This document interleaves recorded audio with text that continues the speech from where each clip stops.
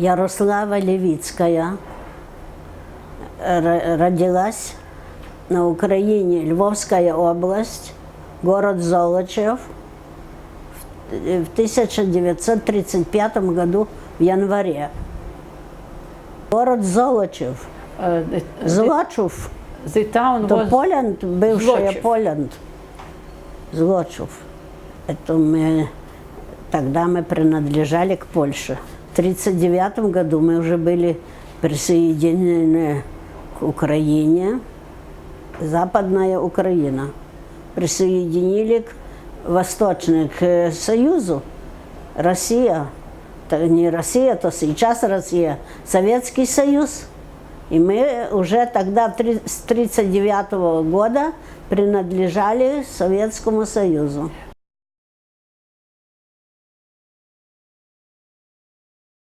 Греко-католики, то православные греко-католики, мы принадлежим, мы вызнаем Папа Римского. Мы православные, только мы вызнаем Папа Римского. Это уже 400 с лишних лет, как раскололись. Да, мы православные, но греко-католики. Мы православие все вызнаем, но только мы не вызнаем Московского патриархата. Ну, выросла я в семье греко-католиков. У нас моя бабушка была очень религиозная, и дед. Мать моя была очень религиозная. Она принадлежала, сестрой была в церкви. Ну, она служила в Золочеве, но они собрали деньги, девушки, бедные, эти, что служили у богатых, собрали деньги и купили себе икону, которую носили при походах церковных, и она была как сестрицей в церкви. Ну, в 1939 году нас не трогали, только в 1944 уже как этот раскол был во Львове, всех священников вывезли, и нас начали уже тогда преследовать.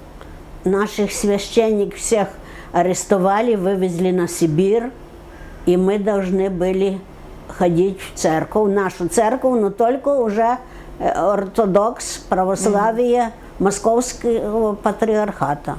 Но у нас, так были священники нелегальные священники, которые скрывались и крестили детей. И мы признавали свою веру, все время мы признавали себя греко-католиками. Ну, уже в 90-е годы, когда Горбачев разрешил, открыли наши церкви, и мы тогда воевали за свою веру. Отбирали свои церкви, ходили на собрания такие возле церкви.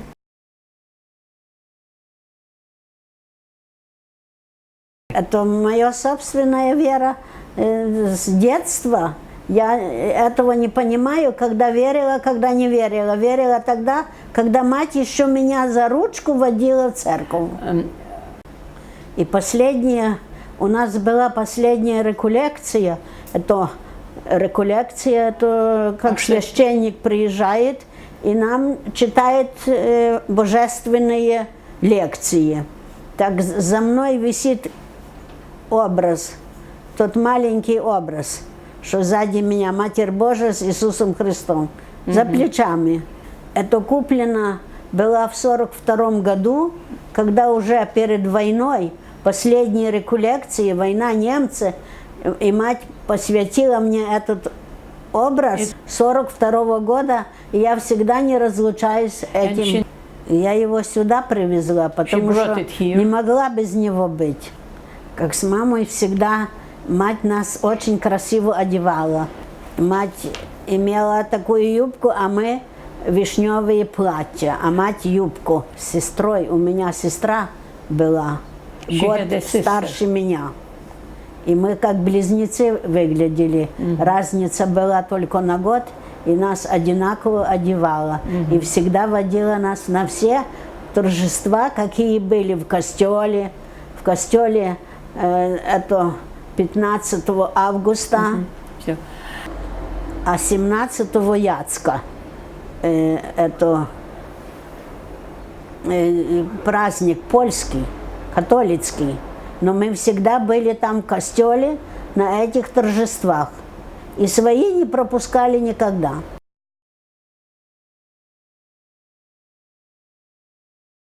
У нас, я даже не могу сказать когда, потому что всегда с Богом. Война была, мы стреляли, мы молились. Мы с детства знали, что мы религиозные люди, что мы верим в Бога. Не было дня, чтобы не думала о Боге.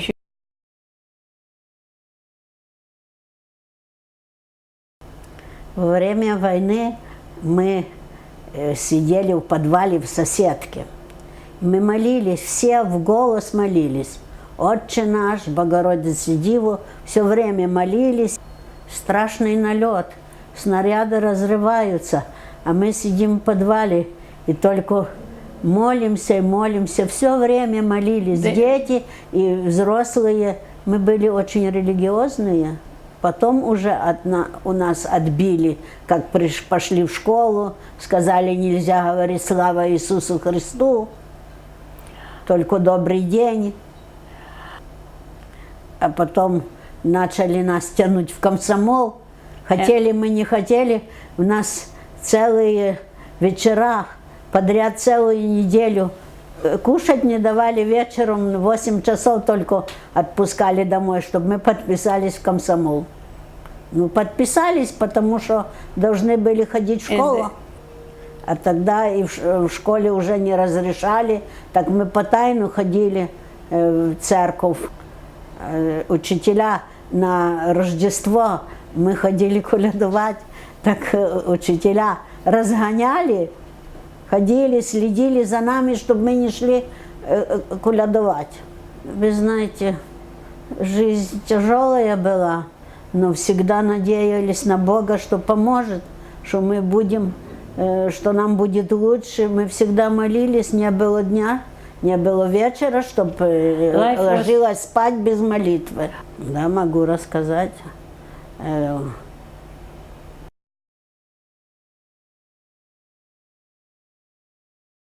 Мать, мой дед помогал, мать, вся семья. А бабушка очень была набожная. Когда приходил Абрам Шапира, так она стояла, молилась перед образами, молилась перед иконами. Потом мы тоже молились всегда. А я носила в гетто, мать покупала, и соседка наша имела огород, она выращивала зелень, охель. А я носила в ранец свой, на плечи, внизу все положено, а сверху прикрыто этими тетрадями, и так я заносила. Но мы очень рады, сестра моя и моя подруга, мы шли, потому что там мы получали конфеты. А кто, как это получали? Ну, в это время Стразлеры делали конфеты, конфетная у них была фабрика. У кого? Стразлеров. Те, что в гетто? Да, да. В гетто была кондитерская фабрика? Да. И мы с охотой туда носили, в гетто, все, через проволоку колючую переходили возле колонки. И я шла одна, а сестра моя с подругой ждала. И мы рады были, потому что конфеты, дети, мы рады были, что мы достали этих леденцов. Мятные были и барбарисы красные, как все, зеленые и красные конфеты там тогда были. А дедушка мой все время был в контакте с этими людьми. Да? Да, они From гетто. потом ушли в укрытие, гетто все вывезли всех евреев, и в Елиховиче есть такое село, где похоронены все эти с гетто люди, а те 25 человек остались живые. Они пошли в укрытие, подземелье. Как подземелье? Ну, пошли в подземелье, они себе сделали это. Какое гетто? Золочевское гетто. Золочевское. В Золочеве у нас в городе было районное.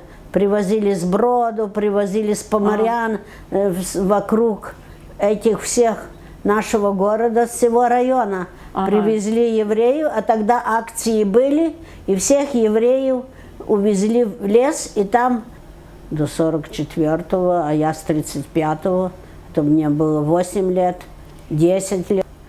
Вы знаете, у нас там был Юрик, наш друг, такой маленький. Гетто? Соседи были, да. Евреи соседи? Да. И мы ж болели за них. Мы понимали, они... Ришард, мы ж жалели их. Не то, что жалели их, всех жалели, потому что мы с евреями хорошо жили, наши соседи были евреи. Мой отец был сапожник, у него всегда были клиенты евреи, русские нет, потому что все соседи, все были друзья, в хороших отношениях, даже соседи знали, что мы связаны с евреями, они нас не продали немцам. Это мы отдавали Шенкеровой, там, где жили, я знала, куда идти, ход я знала. Шенкеровой, Гиза была, там было много наших знакомых. Редиску, укроп, петрушку. Они же готовили себе кушать сперва, а потом, как уже после акций, они все ушли в подземелье, так мой дед, все дед мой собирал, а Шапира приходил навстречу ночью и брал, и в подземелье приносил продукты Шапира Абрам. То очень, потому что мы жили на главной автостраде на Броде, дорога, которая шла на Броде. И немцы каждую ночь ходили, они до 4 часов утра ходили, а в 4 часа эти жандармерия полевая, они проходили, а потом уходили уже спать. А в то время уже, как они ушли с асфальта, с дороги, мой дед переносил с Абрамом, а бабушка в это время молилась, просила Бога, и все мы молились, чтобы они остались живы, чтобы он мог занести эти продукты в подземелье. Ну, знаете, мы дети, ну, мы знали, что немцы бьют, что видели, мы же видели на глазах, как было. Перед моими глазами убили женщину. И мы ходили смотреть каждый день. Мы ходили как в разведку, смотреть на улицу, как акция, мы уже знали, что будут вести, потому что машина ехала уже в лес, а потом начали людей, мы все время выходили, мы прощались с нашими знакомыми, они махали нам рукой и прощались. И это уже у нас была эта трагедия, а моя мать, отец, они закрывали окна, застилали окна. Когда убили на наших глазах, с машины прыгнула, машина ехала и переключала скорость. Это время с машины, это были такие небольшие машины-полуторки. И сидела женщина молодая, она выпрыгнула с машины, и она прямо на нас. А я шла и 2 соседки, мы с города шли. И как она выпрыгнула, а полициант за ней, и ее убил перед нашими глазами, тогда нас очень ругал. И соседка узнала, что это было зубного врача Сасова. Город такой был, небольшой, местечко. Жена этого дентиста, жена была. А он пришел и ругался, и говорит, из-за нее могли убить ребенка, на меня и кричал на нас. Так что мы пережили страшный фронт, у нас это было страшно. Может, и теперь это все, и я не очень-то здоровая, как вспомню, что сколько мы пережили в это время. Да, наш сосед пекарем был, так он хлеб с хлебзавода брал, с пекарни хлеб, и ночью приносил нам, а мы передавали этим. Мы имели знакомых людей в селе, это 13 или 17 километров, мы ездили к ним, они давали продукты, и они знали тоже, что мы несем. А мой дядя чистил примусом, запальники к примусам. Так сосед пришел, увидел, что он, и сказал что, в полицию, что это партизанам, а это было евреям в гетто, подземелье.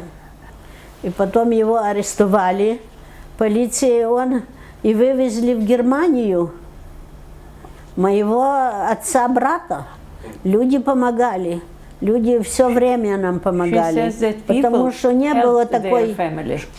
Знаете, после войны много было уже неприятностей. Но в войну все дружили, все боялись, все молились. Кто как знал молитву свою, так и произносил. Эти по-польски соседи, мы на украинском.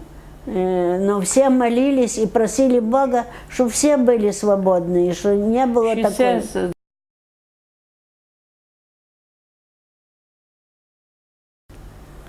За то, что мы остались живые.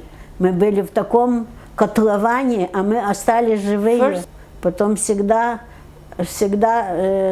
говорили спасибо Богу за то, что кусок хлеба могли прожить, потом пошли в школу, это все благодаря Богу. Еще могу сказать такую историю, это очень интересная. Как я окончила 10 классов, и я поступала на юридический факультет, университет. И мне приснилась Матерь Божья моя, вот та, что за мной, за спиной, и на небе ее образ, ее и большая тройка. Большая тройка. На небе тройка. Тройка кого? Ну, тройка, цифра 3. И я 3 года поступала, а я не знала, что. И я стала утром, думаю, ну что это обозначает? Матерь Божия и тройка. А я 3 года поступала, и меня не взяли, потому что там шли партийные, а мой отец был неблагонадежный. Он не пошел в армию. Он пошел в армию, но он, его друг, нашел себе друга майора и сказал: майор, не иди в армию под Берлин, потому что будешь там убитый, а останься дома. И он остался, его считали дезертиром. И зато я не могла поступить на юридический факультет. Нет, я пошла в медучилище и окончила фельдшерский. So she's 3 года училась. a nurse. Медицину.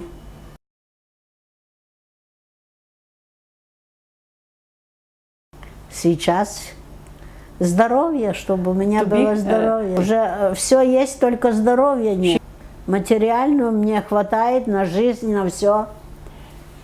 И спасибо Израилю, что мне настолько помог. Было время, что очень тяжело было.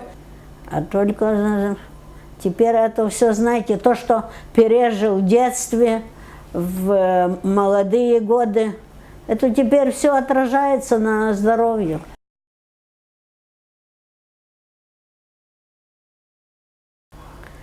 Ну, что я всю жизнь верила в Бога, остаюсь с Богом и не имею никакой ненависти к другим религиям, но и не хочу, чтобы мою религию, и всегда одно только имела, знаете, такую боль в сердце. Когда приехал Папа Римский в Израиль, Павел II, мы все пешком ночью шли навстречу, мы были там, где он был. А потом, как я была на Украине, он 2 дня был у нас во Львове, и он нас там благословил, и мы все были рады, мы его так принимали, мы в болоте стояли, а его не принял Алексей II, не знаю, не принял его и не приехал навстречу. And didn't Он come мог to meet. приехать и пригласить его, он только сейчас начал говорить, но и зато у нас такая есть неприязнь. Это наша боль, потому что очень много нам было.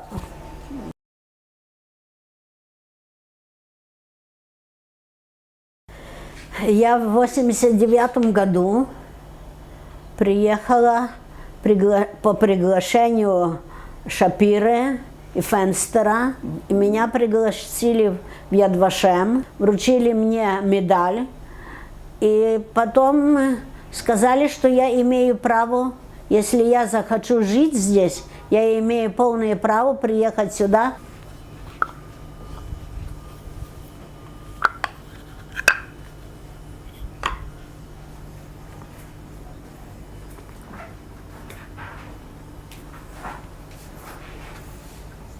Вот моя медаль.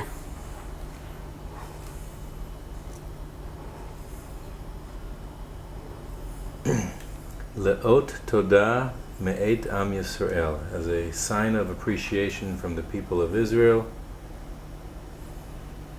Le people, then it's Вы очень translated хорошо into French as выглядите. well.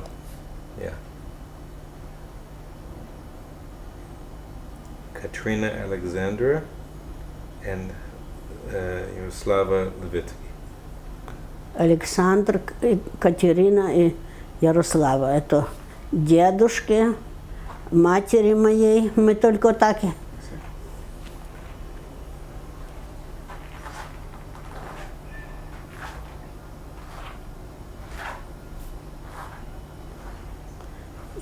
каждый раз нас награждают, дают нам подарки, вот, приглашают нас.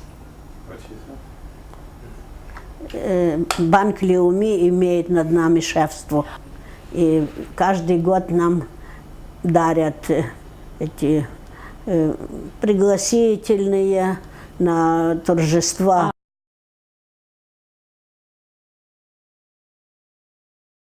Но я очень благодарна, в первую очередь благодарна вам за то, что вы приехали и меня сняли. И очень благодарна всем, кто будет читать и смотреть мои слова, что у нас нет разницы, а мы всегда молились Богу и с Богом умирать будем. И что нету разницы. И я очень-очень благодарна всем, кто будет читать мои слова. Нет у нас ненависти между расовой и религиозной. Все мы одинаковые под одним небом и одним Богом. Одному Богу мы молимся.